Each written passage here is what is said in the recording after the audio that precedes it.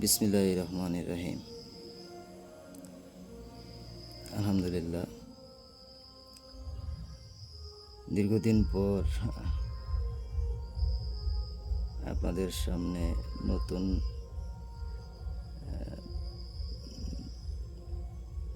একটি অবস্থান নিয়ে উপস্থিত হলাম। চুলগুলা দীর্ঘদিন যাবৎ না কাটার কারণে অনেক বড় হয়ে গেছিল। বিশ্বাস করবেন না, এই চুলগুলার কারণে কত মানুষের যে কত ধরনের আচরণের সম্মুখীন হয়েছি, এটা বলে বোঝানোর মতো না। তা আমাদের সমাজের বাস্তবতার প্রেক্ষিতে, জীবনের অভিজ্ঞতায় অনেক মনীষী তাদের বিখ্যাত উক্তিগুলো আমাদের মাঝে শিক্ষণীয় নির্দেশনামূলক উক্তি হিসাবে রেখে গেছেন। সেখানে আমি আমার অভিজ্ঞতা থেকে যেটা পাইলাম, বর্তমানে আমার অবস্থানে, যে আমাদের সমাজে কান নিয়েছে চিলে, আমরা যে পড়ি, যে বিদ্যালয়ে যখন পড়েছিলাম, তো কান নিয়েছে চিলে, কানের পিছনে, কানের নিকট হাত না দিয়ে, কান চেক না করে যদি আমরা চিলের পিছনে হাঁটি, তাহলে এটা মানুষের আচরণের শোভনীয় হয় কি? যাই হোক, আমাদের সমাজের বর্তমান অবস্থান এটা যে আমরা দৃশ্যমান এবং স্বার্থের সন্ন্যাসীতে আমরা স্বার্থের হিসাব নিকাশে খুবই কঠোর এবং ছাড় দিতে রাজি নই। আর এটার দর্শন দৃশ্যমান স্বার্থকেই আমরা প্রাধান্য দিচ্ছি এবং তার দিকেই ছুটছি। যদি একটু সংক্ষেপে বলবো, আমাদের ভালোবাসা, সম্পর্ক, চলাফেরার সমাজের 1/3 লোকের গতিবিধিতে দেখা যায় যে তাদের সম্পর্কটা এরকম: ধোকলাবাজির প্রেম প্রীতি, স্বার্থের ভালোবাসা, জগতে দেখলাম আমি। ধোকলাবাজের প্রেম প্রীতি, স্বার্থের ভালোবাসা, উপরে উপরে দেখায় ভালা, ভিতরে স্বার্থের খেলা। উপর উপর দেখায় ভালা, ভিতরে স্বার্থের খেলা। ধোকলাবাজির প্রেম প্রীতি, স্বার্থের ভালোবাসা, জগৎ জুড়ে দেখলাম আমি, স্বার্থেরই খেলা। এখন মানুষের ভালোবাসাটা, মানুষকে সম্মান করাটা, মানুষকে এড়িয়ে চলাটা, বাস্তবিক দৃশ্যমান বিষয়গুলোকে পর্যবেক্ষণ করে মানুষ তাকে প্রাধান্য দিচ্ছে। এখানে ইতিহাসেও এর বিষয়ে জানিয়েছে যে তোমরা মানুষের পোশাক আশাক বা অবস্থান দেখে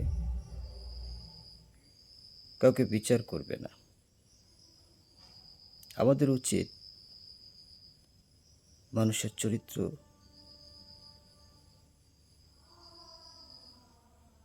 পর্যবেক্ষণ করা। আমাদের উচিত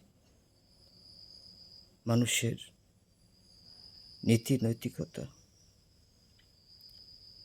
চারিত্রিক বৈশিষ্ট্য, এবং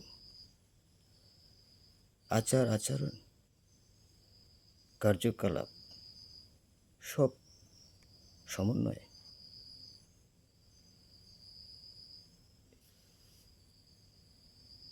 মানুষকে আর্থিক দিক থেকে বিবেচনা করে যদি আপনি সামান্য স্বার্থের জন্য একটি নোংরা চরিত্রের মানুষকে আপনি সম্মান করে, সে সম্মানটা স্বার্থের। আবার একটি মানুষ আর্থিক অসচ্ছলতায় অথবা চলাফেরায় স্বাভাবিক পোশাক আশাক দেখে তাকে এড়িয়ে চলা, দেখা যাচ্ছে স্বাভাবিক চলাফেরা লোকটির সম্পদের দিক থেকেও অনেক অবস্থানে ভালো, চারিত্রিক দিক থেকেও ভালো, কিন্তু সমাজের উচ্ছৃঙ্খলায়, সমাজের দৃশ্যমান বিলাসিতায়, লোভনীয় যে আধুনিকতার স্মার্ট বিষয়ের যে একটি মিথ্যা ছায়া আমাদেরকে কুয়াশার মতো আকৃষ্ট করে, আমাদের মনে হয় আমাদের বিবেক এবং ইনসাফকে প্রশ্ন করা উচিত। কান নিয়েছে চিলে, তাই বলে যে নকো পিছের চিলে, আগে নিজের কানের কাছে হাত নাহি দিলে। অর্থাৎ মানুষ আপনাকে কোনো উপকার করতে পারবে কি পারবে না সেটা একমাত্র আল্লাহই ভালো জানে, কিন্তু আল্লাহ যে সব পারে এটা আপনিও স্বীকার করেন। সুতরাং